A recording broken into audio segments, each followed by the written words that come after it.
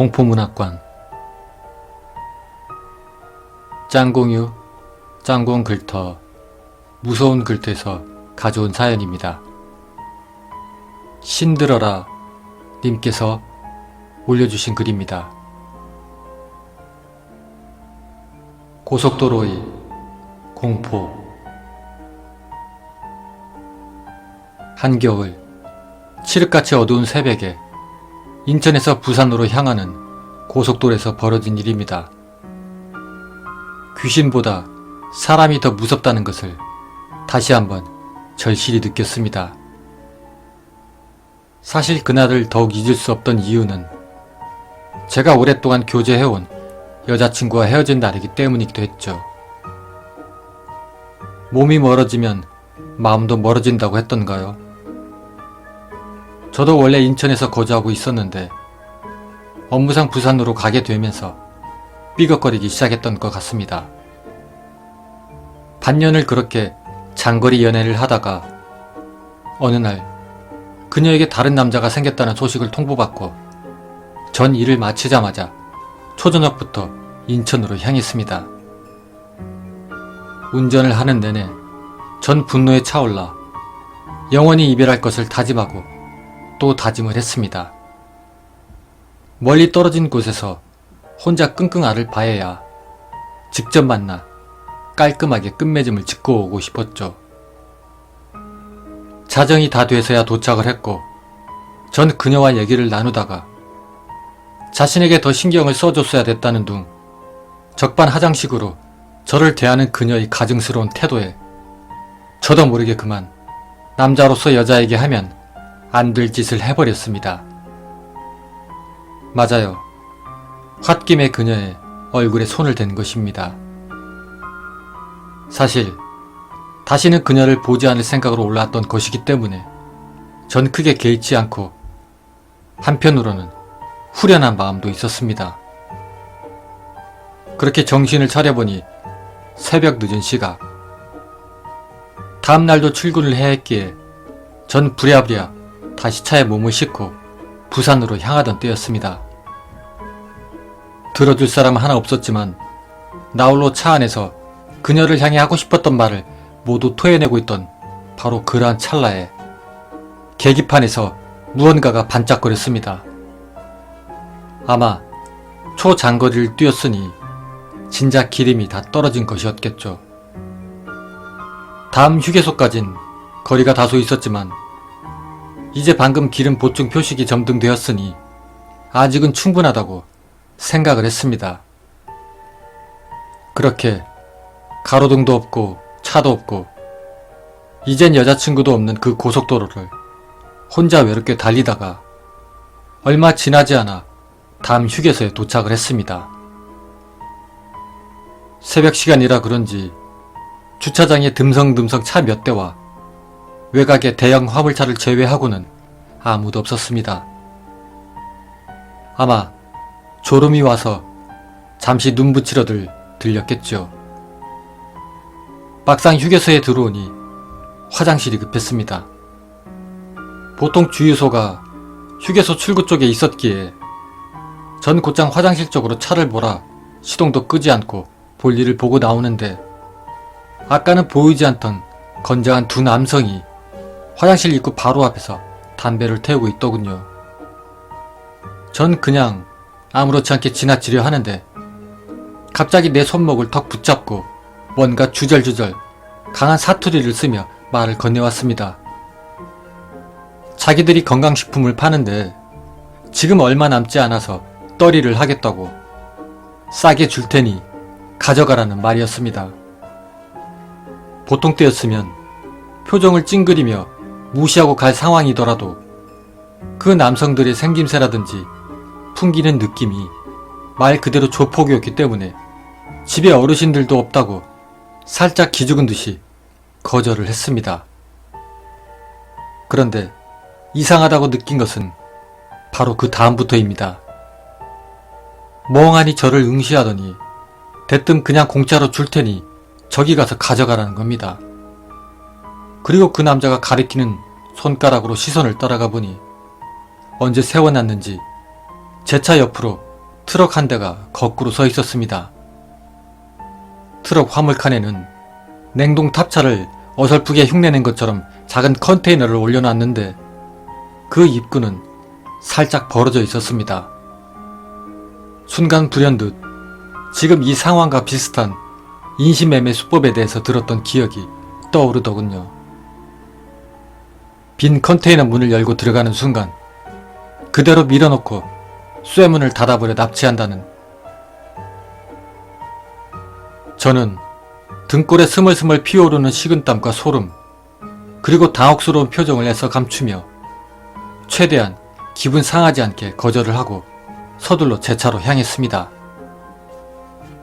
그 남성들을 뒤로 하고 그렇게 살살 뛰어가는데 어렴풋이 들려오는 나를 향한 욕설, 그리고 차를 타기 직전에 벌어진 컨테이너 문틈 사이를 슬쩍 보았는데 어두컴컴해서 아무것도 보이지 않더군요.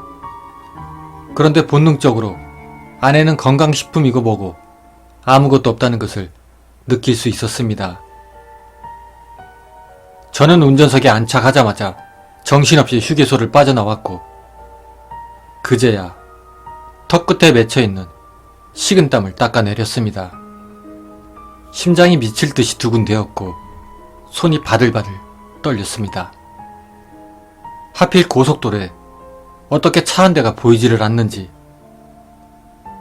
더욱 불안해진 저는 룸미러를 통해 혹시 누가 날 따라오는지 계속해서 눈알을 바삐 굴려댔습니다. 그런데 또다시 불현듯 떠오르는 무엇.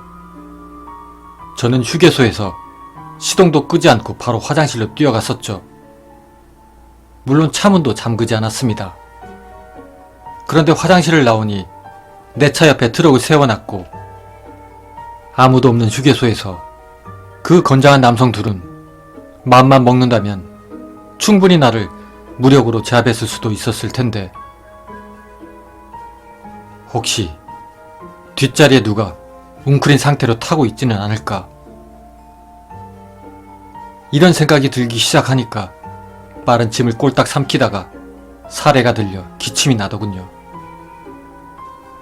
도저히 고개를 돌려 확인은 못하겠고 무엇인가 찾는 척 자연스레 오른손을 뒷좌석으로 넘겨 더듬거리기 시작했습니다.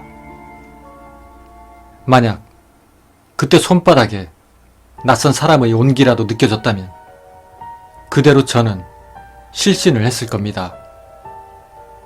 다행히 저는 한겨울에도 히터 바람을 쐬지 않기에 차 안은 항상 차가운 공기로 가득했고 제 손에도 역시나 그저 싸늘한 기운만이 감돌 뿐.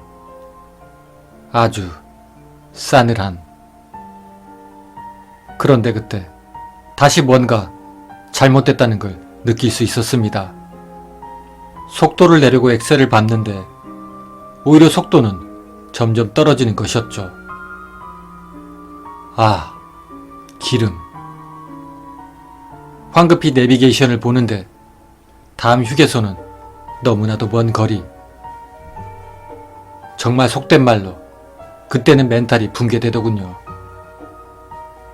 그래서 비상등을 켠 채 고속도로의 갓길에 차를 세워놓고 어떻게 하면 기름을 조달할 수 있을지 스마트폰으로 검색을 하고 있었습니다.